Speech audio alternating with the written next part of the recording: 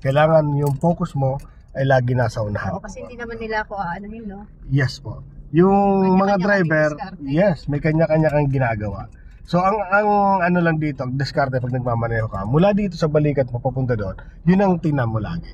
Eh mula din sa balikat mo patalikod, nasa likod mo, sila yung mag-a-adjust sa'yo.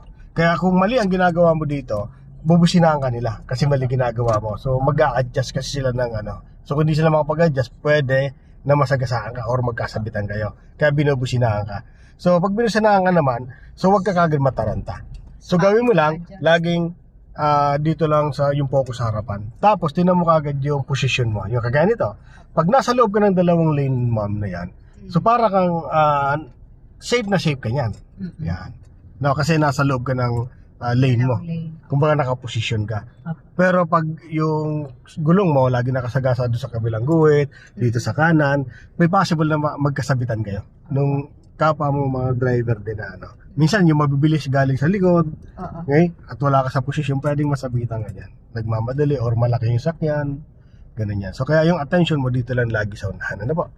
Okay, so nakagaw tayo, 11 and 9. So pwede habol pa tayo, no? So position ka muna. So kung liliko ka naman, dapat 30 meters at least 30 meters, so may signal ka na kagad. Di ba ngayon, liliko ba tayo o hindi naman? Okay, so diretso muna tayo. So focus ka lang dyan sa lane mo. Kung pa-diretso ka naman, dito ka sa gitna. Kung malapit ka ng lumiko sa kaliwa, ma'am, dapat kunin mo yung position sa kaliwa. Kung kakanan naman kayo, so within 30 meters, kailangan makuha mo na yung position mo sa kanan naman. Ano pa? Okay? Yan, tingin mo na dito. Wala. Very good. Yan. So titingnan mo yung mga galaw ng mga sakyan or mga pedestrian or yan kagaya mga natawid, mga ganun, no? Tapos tinan mo yung taxi, yung gulong niya nakasagasa doon sa gulong sa guhit. Kaya iwasan ko siya. Iwas ka ng konti lang, no? Then position ko ulit. Yan, pasok ka ulit dyan sa lane mo. Yan.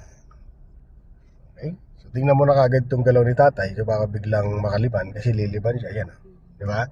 So alam mo palang na liliban siya, kailangan yung tinitingnan mo na kagad galaw kung aabutan mo siya. Pag alam mo aabutan mo siya, so baga alam mo na kagad, no? Kagaya nito, may ginagawa doong obstruction, no? So dito pala mag-signal ka na kagad ng kaliwa. So wag ka munang kukuha masyado, titingin ka muna dito. Sige. So bitawan mo lang yung brake mo, dahan-dahan lang. Okay?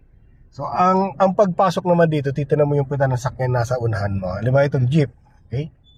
Sige. So pag itong puta ng sakyan, itong jeep na to, pag umunang konti, yun ang sundan mo kagad. Na. So papatusok lang yung style natin, hindi kagad yung papasok na.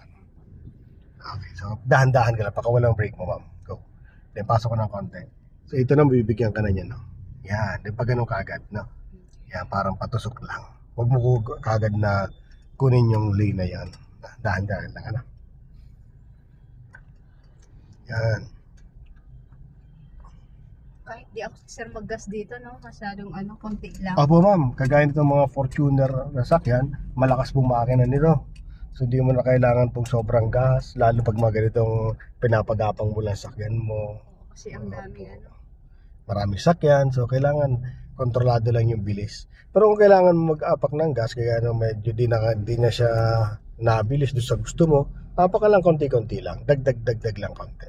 Dagdag bawas, no? Laging gano'n, hindi pwede yung puro apak lang sa gas. Okay. So, ngayon ito may biglang tataw ayun, prepare ka dapat din, ma'am. Kaya dapat ang mata mo, nandoon, tinitingnan mo kagad yung mga galaw. Kaya ganito, nagte-text lang yun, pero tinitingnan mo dapat yung galaw niya. Baka mamaya habang nagte-text, naglalakad, di ba? Habang nagte-text, naglalakad na. Ayan. Tapos yung mga jeep, yan, matindi yan. Biglang hinto yan. Kaya yung attention mo dito. Di pwede mawalang 2 segundo. Pedal tayo, sir. Okay po, ma'am. Sisignal ka ng kanan. Pinatikan na ako ni Hinatera, no? Master na yun. Dito po ba tayo kakanan? Kakanan, signal ka na po, ma'am.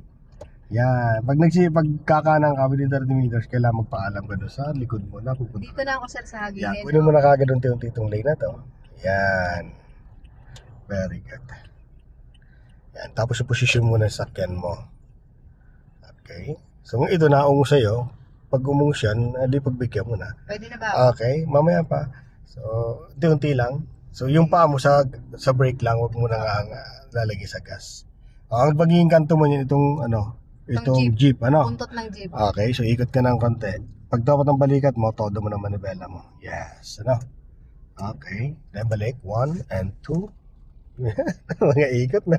Ano ba yun sa'yo? Tama Tama ba yun? naman. Kasi Okay naman. Ganun talaga pag yung ganyan mo lang na-drive ang sakyan. Kaya Diba? nga sa ikot, wala kang preno dyan. Opo. Pero alam ko naman yung gagawin ko. Pag alam mong konti pa lang nagalaw mo na mali, alam ko na kagad yung gagawin ko doon. Okay, stop ka muna dito. Yeah, pagbigyan mo muna sila. Kung silang nauna dyan, sila muna. Okay, so go ka na. Bahala sila mag-dyan sa likod. Posisyon ka muna dito. Kung di ka pa naman kakaliwa o kakanan, dito ka muna sa gitna. Ano po? Gitna lang ako. Opo, ma'am. Pero pag, Feel tayo sa, saan po? Saan mo gusto? Kakaliwa na ba Doon tayo? kasi sa kabila, ito one way yan eh. Okay, doon sa kabila tayo. Kakanan tayo, kakaliwa doon. Ay, ito Robinson ba? Ito yung sinasabi mo. Robinson Ay, ibig sabihin, papasok tayo dyan sa Robinson. O ikot muna tayo, ano? Ikot muna tayo, Ikot sir. muna natin ito sa sakyan mo. Mamaya tayo mag-park. Na. Park agad. Mapapalaban ka ng parking mamaya. Okay. Okay. Sige, gamayin muna itong sasakyan mo. Oo, sir, bago mo Wala pag isang oras ng sasakyan mong nadadrive. Sige lang. Grabe to sa sariyatan. Nakakain. Oo. Ayan sir, oh, pwede na akong kumalawa. Sige. So, Magsisigla kanan ako. ka na po. Opo, tingnan mo na dito. Wala naman. Sige, Wala kaya mo naman. na Tao lang ang meron. Kasi may tao dito eh. Iingatan mo rin yan. Siyempre, wala kang laban dyan. So, pwede mo gamitin dyan, siyempre, yung pusina para ma-aware mo rin sila. Yan. Slatan ka mo, no? Ikot ka na dito, ma'am. Para di mo abutan yon, kabig ka pa dito. Titinan mo lang kung abutan mo yan. Pag hindi naman, stop mo na to. Then, balik mo na siya para hindi ka man dumiretso dito sa kanan, ano? Okay, tapos puposition mo. So, mas maganda ang mata mo lagi na noon. Medyo taasan mo na konti yung tingin mo para mas kita mo yung posisyon ng sakyan mo. Kung nasa kaliwa, nasa kanan, ano po. Tapos, alam mo na kagad pati kung saan mo ipoposisyon sa sakyan mo habang lumalapit ka dun sa ano. Kasi dito talaga sir, gusto ko kasi tingnan mo. Talaga, So yun, nakita mo yung guhit na yan. So pasok ka dito. Pag may kasalubong ka, yung guhit na yan, papasok ka mo yan. Apo. Then posisyon ka na kagad. Apo. Konti lang naman. Okay, tapos balik. Apo. Tinan mo lang doon side mirror mo sasabit. Hindi naman. Okay.